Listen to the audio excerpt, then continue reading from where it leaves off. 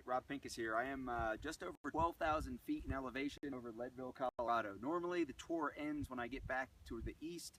This year I'm ending it at my western headquarters near Denver, and obviously we're up here celebrating the end of a very successful 2015 Personal Defense Network training tour. Decided to come up to the mountains for a couple days. Actually, we just bested the best performance of the old FJ tour trucks on this very summit. So we never quite got to 12,000 feet in the other vehicles. This vehicle, we were able to crawl up here above the tree line, get all the way up to the top.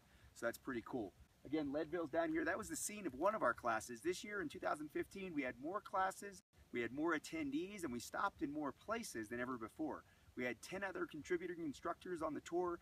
They helped us out quite a bit. But here at the end of the tour, I want to make special I want to take this chance to really thank the tour sponsors. One of the key things that our sponsors allow us to do is to be able to go to more remote places and run smaller classes, especially these smaller classes where we're trying to build training communities. We've been really successful with that over the years. We have some places where we used to go a couple years in a row, we get 2 or 3 or 4 students to a class. The tour sponsors help us make that financially feasible. And then over the years, we see some of those places grow to where one of them in particular this year had over 30 students with 5 training days that we put on classes at. And again, several years in a row, we had classes with very small attendance. We had to build and invest in the future of that training environment. Our sponsors help us do that. Liberty Ammunition, Breakthrough, Gun Vault, Benchmade, Springfield, Crossbreed Holsters, Viridian Green Lasers, and of course CMMG, back again for a second year as our rifle sponsor. Now this year we did something a little different. If you look at our Personal Defense Network training tour updates, I didn't really feature the tour sponsors like I usually do, where I bring out some products and talk about them. What we did instead was we had a much higher production quality level, talked about each tour sponsor individually. So we had fewer tour updates this year, and again, this is the last one, but we also have other videos that are supporting and specifically geared towards letting you understand why these sponsors fit into what we do and why I think you should check their companies out and see if their services or products are the right ones for you in terms of your preparation for personal defense, home security, family safety, whatever your interest is. Now, Personal Defense Network, as we end the tour, is getting ready to launch a brand new website. This new website is going to be easier to navigate, and especially for our premium members, it's going to put the content that we believe you want and that you're most interested in right in front of you every time you log in. It's going to be easier to find videos and articles by topic, and we're going to start combining our video content with our article content to give you a more thorough, in-depth, multifaceted perspective on a lot of the different topics we cover. We've got some new contributors coming online, and we've got some of your favorite contributors that are going to be participating more frequently as we also add a new blog to personaldefensenetwork.com. So check it out, look at the features that we're offering, look at the new expanded range of topics that we're going to be covering and the new contributors. I appreciate you following along the 2015 Personal Defense Network Training Tour. Get ready for 2016. Omari Broussard here out in Columbus, Kansas. I just finished with the Shooting Industry Masters charity event out here representing ICE training and the Personal Defense Network team. Wanted to give a training tip because we just finished the PDN Tour 2015. I hope everybody had a great time. I know I did, traveling across the country, working with different shooters at different levels and in different contexts. And that's the tip for today, training in context. There's certain things that are out on the internet or in books or DVDs that you'll find as far as techniques, whether it's reloading, presentation from the holster, or whether it's certain shooting positions, right?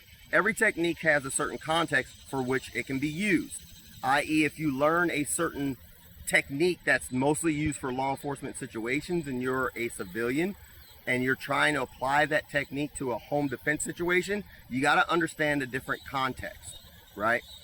How you train is largely dictated by the context you're in, i.e. your lifestyle, your environment.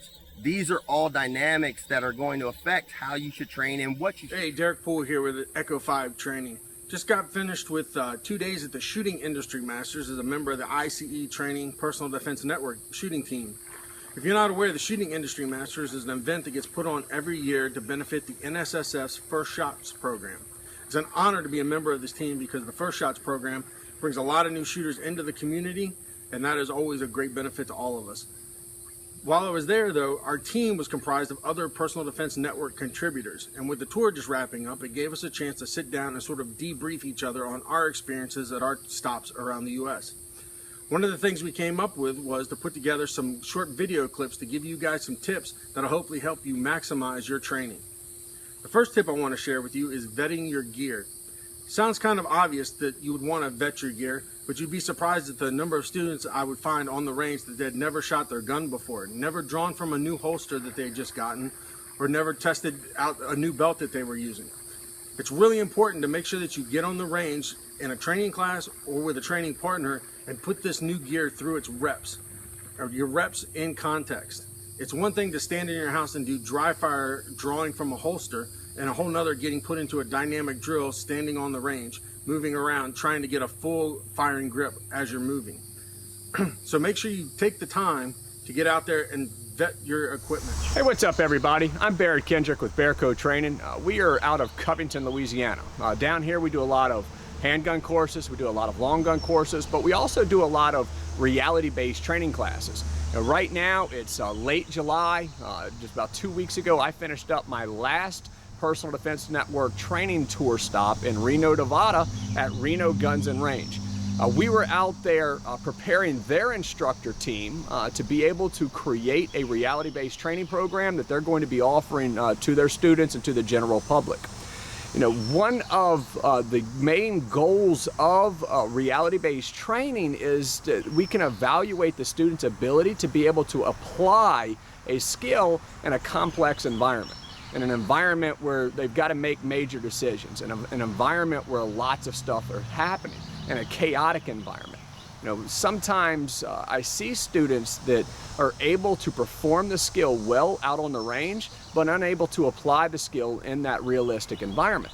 I'll give an example. A lot of times, you know, I'll see students, I'll watch my students, we're on the range, they're doing things like getting the firearm all the way out at full extension, both arms all the way out, kinesthetically aligned with their eyes, with the target itself, and they do very well with that on the range, getting good solid hits.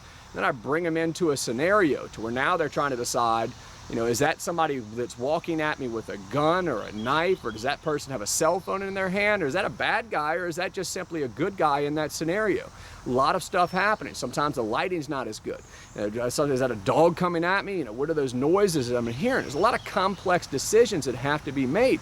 So they're able to get out there on the range and do well performing the skill, but in that complex environment, all of a sudden I see them do things like when they finally do decide that it's time to get the gun out of the holster and start putting rounds down range, they do things like fire from a lower position. They're not at extension. They've got the gun down much lower, and as a result, we can't depend on being able to get good solid hits. So in paying attention to the skill development cycle, the students had the opportunities to learn that skill. They got on the range and they developed that skill, but when they were actually tested in that evaluation phase, they were unable to apply that skill in that realistic environment. So in paying attention to that, we need to get them back on the range. We need to do more developing and get them to the point where they can perform it better, and ultimately get them back into the real environment, that realistic environment, and test them and evaluate them and see if they now have the ability to be able to perform that skill or apply that skill under the stress of the chaos and major decision making during that environment. You know, it's kind of like this. If you got out on the range and maybe you could get good, a lot of people watching this video might be able to go out on the range and I put up a 12-inch circle on the target, tell you, all right, just slow fire, I want you to put holes in the paper. A lot of y'all have no problem whatsoever just drilling that paper. But what happens if I started picking up like rocks and I started throwing rocks at your back? It'd be very distracting. All of a sudden we'd see everybody's group size begin to open up, you know, unable to apply that skill when I'm sitting there chunking rocks at you. So that's what we're looking for. You know, for tips like this, or more on scenario-based training, more on reality-based training, go over to personaldefensenetwork.com. We've got plenty of information over there. Go check that out. Again, I'm Barrett Kendrick down here in Covington, Louisiana at Bearco Training. I hope to see you out on the range someday.